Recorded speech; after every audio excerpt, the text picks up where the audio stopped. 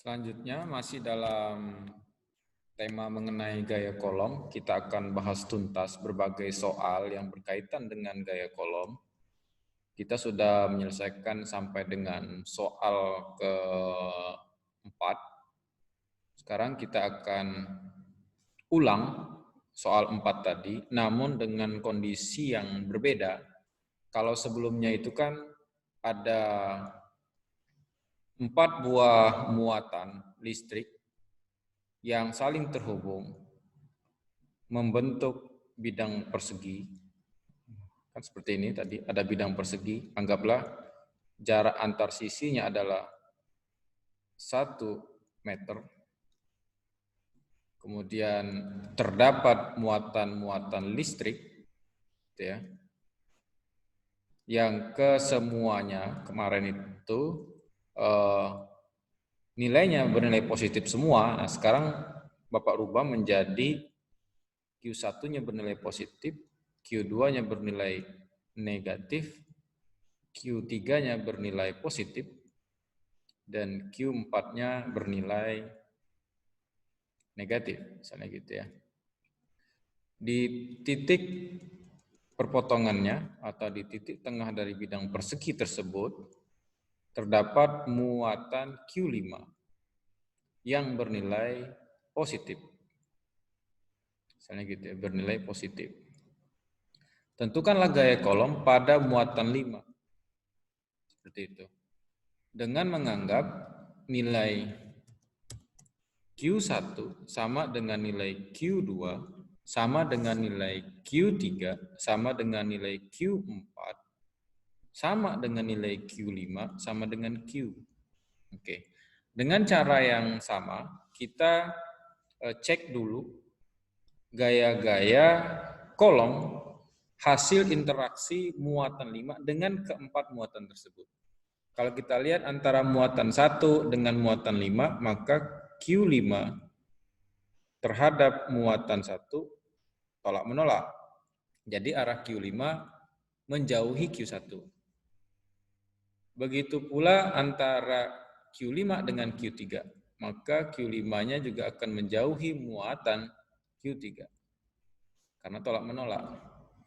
Namun Q5 akan mengarah ke muatan Q4 karena muatan Q4 bernilai negatif. Jadi nilainya adalah F54. Begitu pula dengan posisinya terhadap muatan 2, F52 akan ke arah muatan 2. Kalau kita lihat polanya, maka nanti hasil akhirnya F5 itu sama dengan 0 Newton. Dengan syarat Q1-nya sama dengan Q2, sama dengan Q3, sama dengan Q4, sama dengan Q5, sama dengan Q, dengan muatan 5 tepat ada di tengah. Dengan melihat polanya pola X kan gitu. Pola X ya, ini ciri polanya. Namun akan berbeda jika kalau kita buatkan suatu kondisi yang berbeda. Kita kondisikan tadi tetap sama bahwa ada muatan Q1 bernilai positif, ada muatan 2 bernilai positif misalnya, kemudian ada muatan 3 bernilai negatif,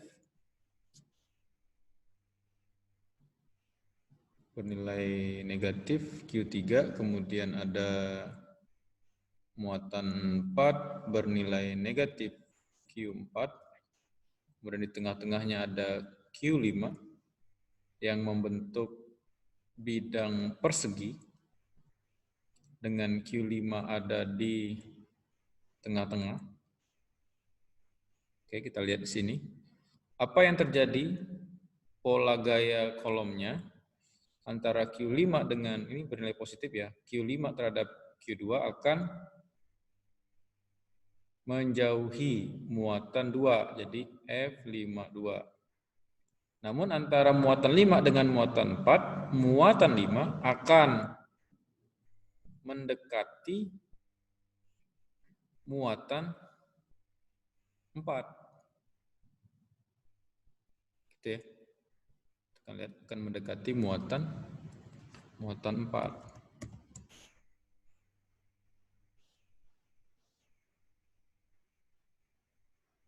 Ini ada muatan 5 ke muatan 4. Kalau kita lihat antara muatan 5 dengan muatan 3, maka muatan 5 juga akan mendekati muatan 3. Karena berbeda nilai, berbeda tanda ya. Muatan 5 bernilai positif, muatan 3 bernilai negatif.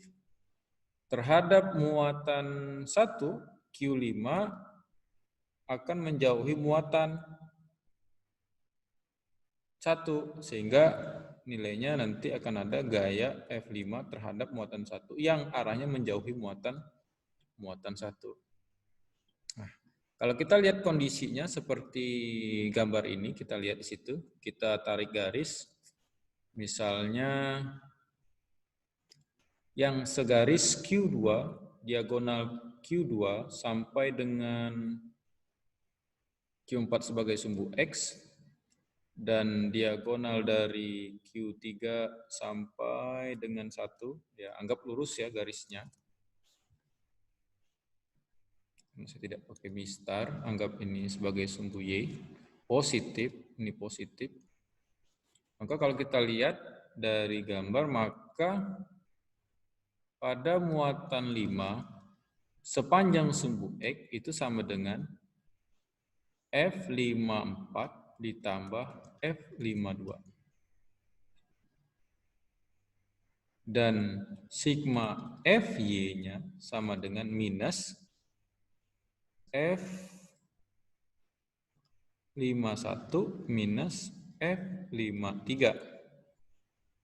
Sigma F5Y. Maka nilai F5 sama dengan akar dari sigma F5X kuadrat ditambah sigma F5Y kuadrat. Kira begitu. Dari sini kita tahu tadi di soal sebelumnya bahwa Q1 kita anggap sebagai besarnya sama dengan Q2, sama dengan Q3, sama dengan Q4, sama dengan Q5, katakanlah Q.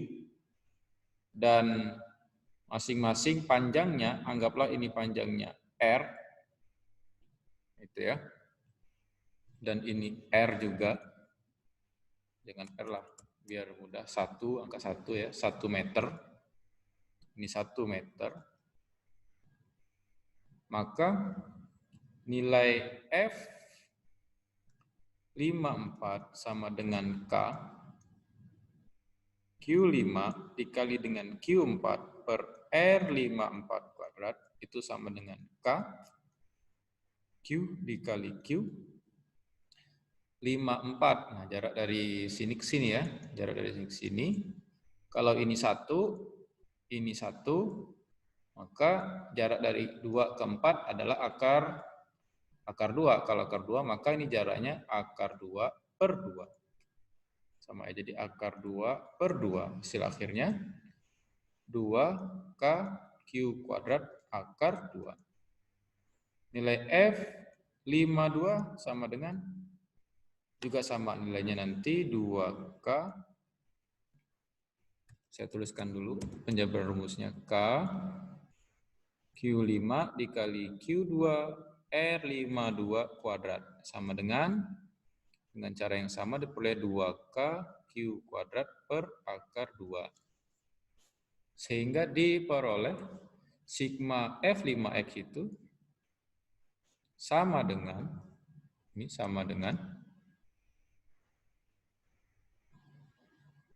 di sini aja, sigma F5X sama dengan 2K Q kuadrat per akar 2 ditambah 2K Q kuadrat per akar 2 sama dengan 4K Q kuadrat per akar 2. Nah, sigma F5X. Dengan cara yang sama, kita akan peroleh sigma F5Y dengan cara yang sama. Gitu ya.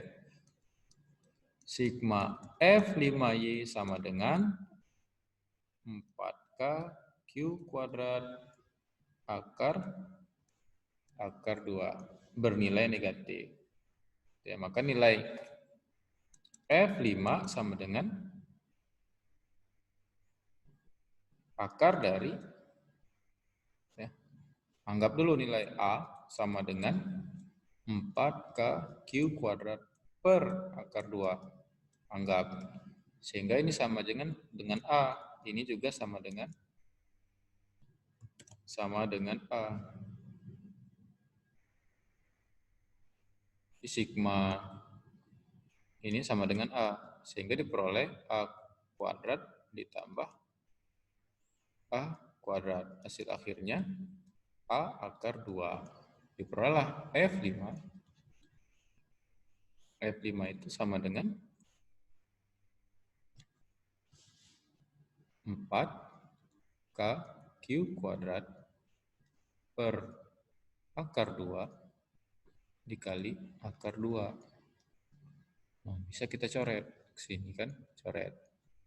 Maka F5 sama dengan 4K Q kuadrat. Jadi, gaya kolom pada muatan 5 yang disebabkan oleh keempat muatan yang membentuk bidang persegi tadi, F5-nya besarnya adalah 4K Q kuadrat. Di F5 itu sama dengan 4K Q kuadrat. Demikianlah pembahasan tuntas berkaitan dengan gaya kolom. Kita mulai dari besar gaya kolom dari 2 muatan segaris, kemudian gaya kolom dari 3 buah muatan yang segaris, kemudian gaya kolom pada 3 buah muatan yang berbeda garis atau membentuk sudut siku. Selanjutnya adalah gaya kolom pada 5 buah muatan di mana kita disuruh menentukan gaya kolom pada muatan kelima yang tepat berada di titik tengah dari 4 buah muatan yang berbentuk atau dalam bentuk bidang persegi. Demikianlah kami akhiri. Wassalamualaikum warahmatullahi wabarakatuh.